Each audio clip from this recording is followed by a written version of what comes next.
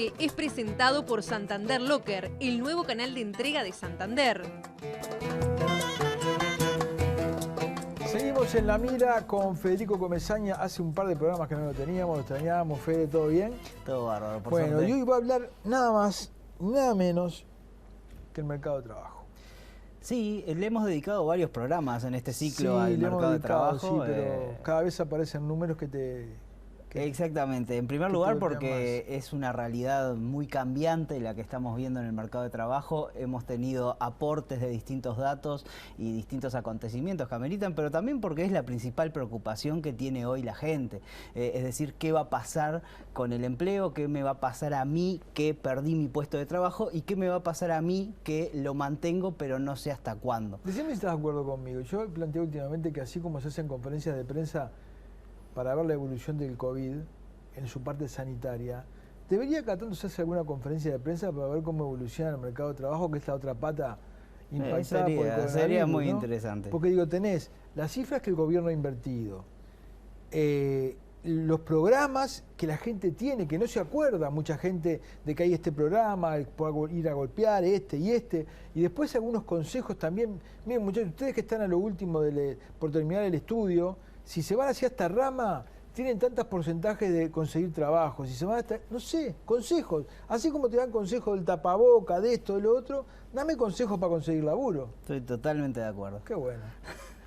Arranquemos entonces viendo la tasa de empleo, qué ha pasado con la ocupación en la economía uruguaya. Y si vemos la primera placa que preparamos, lo que tenemos es la evolución en lo que va del año de la tasa de ocupación.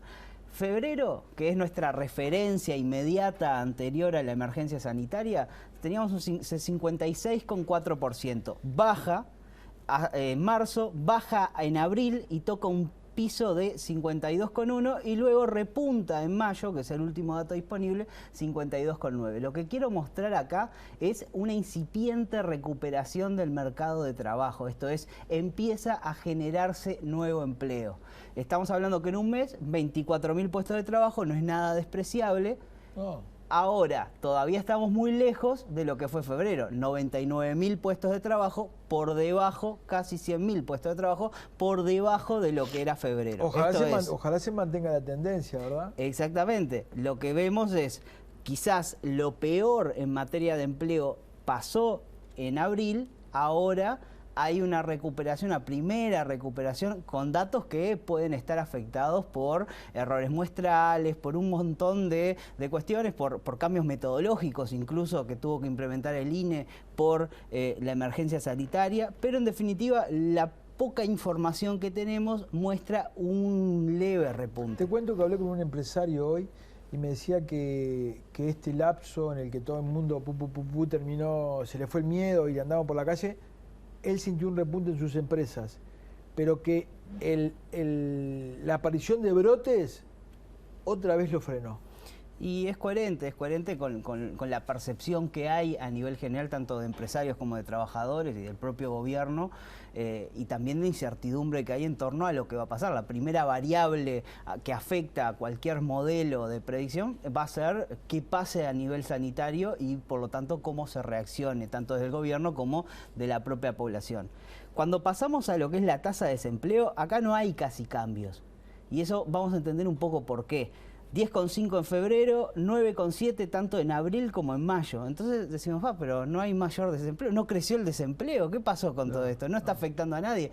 No, guarda, porque el desempleo es quienes buscan de forma activa el trabajo. No tienen trabajo, buscan de forma activa y se mide en relación a la población activa en general. Y lo que pasó es que hubo un creciente número de desocupados que se desalentaron, salieron del mercado y dicen, bueno, vamos a aguantar a que haya alguna oportunidad por lo menos para salir a buscarla.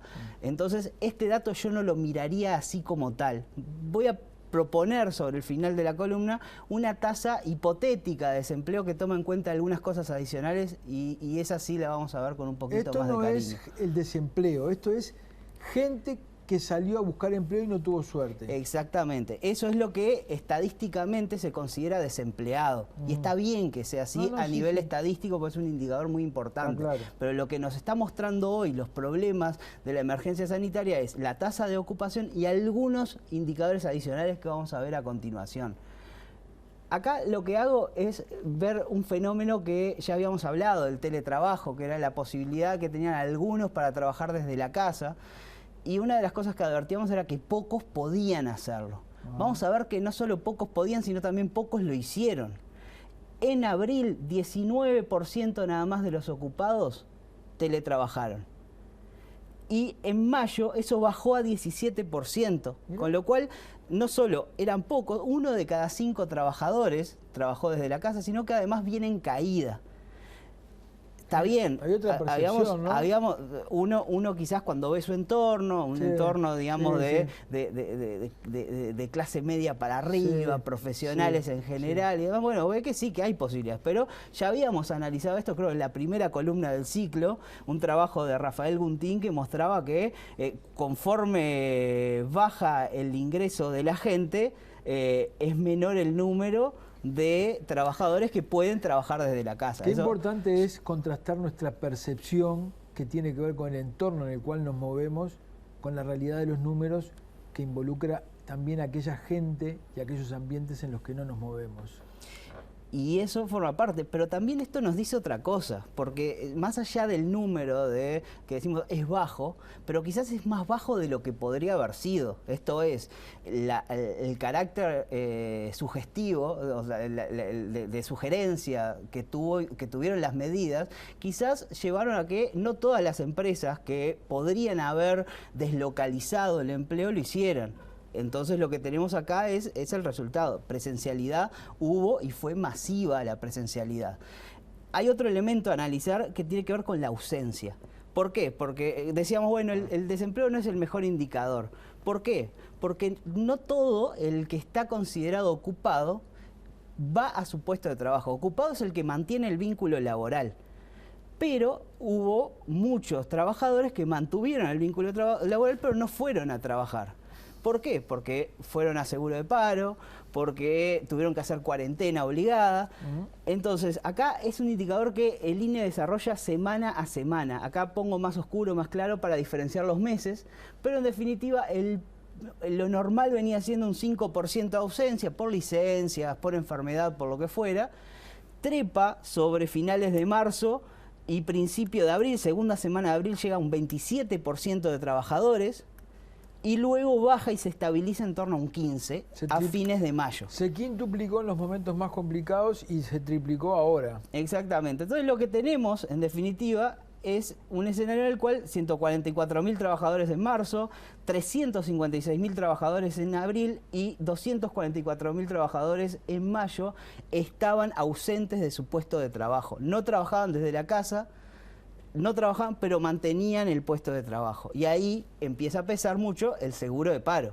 El seguro de paro no solo permite, digamos, que esta situación no se convierta en un problema social, porque esa gente siguió percibiendo, en su mayoría, los que tenían acceso al seguro de paro, siguieron percibiendo ingresos reducidos, lo que sea, pero aún así percibiendo ingresos, y por lo tanto esto, que de alguna manera afecta, porque hay gente que no estaba trabajando, aún así percibía sus ingresos y no se convierte en crisis social. Lo interesante quizás, y quizás la mayor incógnita que haya sobre esto es, bueno, ¿qué va a pasar cuando se termine ese beneficio, cuando el gobierno deje de extender ese beneficio? ¿Cuántos de estos empleos permanecen, cuántos de estos puestos de trabajo permanecen disponibles y cuántos no? Esa es la gran incógnita y lo que va a afectar la tasa de desempleo, como vamos a ver. Entonces, resumiendo un poco, acá lo que tenemos es trabajadores que 16% ausentes, 17% teletrabajaron en mayo, presenciales 67%. O sea que la presencialidad viene subiendo de 57 a 67%. Y acá lo que hago es un ejercicio en el cual agarro la tasa de desempleo y a esto le sumo los trabajadores ausentes. La tasa de desempleo, como veíamos, estable en los 4 meses en 10%. Sí. Vamos a sumarle los trabajadores ausentes y sin contar aquellos que normalmente se encuentran ausentes, ese 5% aproximadamente que veíamos en la primera quincena de marzo. Tenemos que saltamos a 10% se mantiene en febrero, 13% en marzo, 26% en abril, 19% en mayo. Este es el panorama que enfrentamos, digamos, en el cual hay un montón de gente que no puede ir a trabajar. Si esos puestos de trabajo no existieran, estaríamos enfrentando esta tasa de desempleo. Esto no quiere decir que esta sea la tasa de desempleo verdadera. Pero hay 20.000 que no están yendo. Pero hay más de 20.000 que no están yendo, es decir, estamos en un nivel de cercano a un 19%, y eso es lo complicado. Y eso es como el tope al que podríamos llegar a enfrentar si esos puestos se pierden. No todos se van a perder, se van a ir recuperando paulatinamente, pero este es el escenario en el que se enfrenta también la política pública cuando tiene que hacer frente a un seguro de paro abultado por esta cantidad de trabajadores que, bueno, que dada la circunstancia actual todavía no han podido recuperar la presencialidad. Fede, muchísimas gracias. Gracias a ustedes. Si volvés a tu casa y no conseguiste empleo, no sos menos que nadie, sos una víctima de la situación. Ojalá lo consigas. Nos esperamos la semana que viene.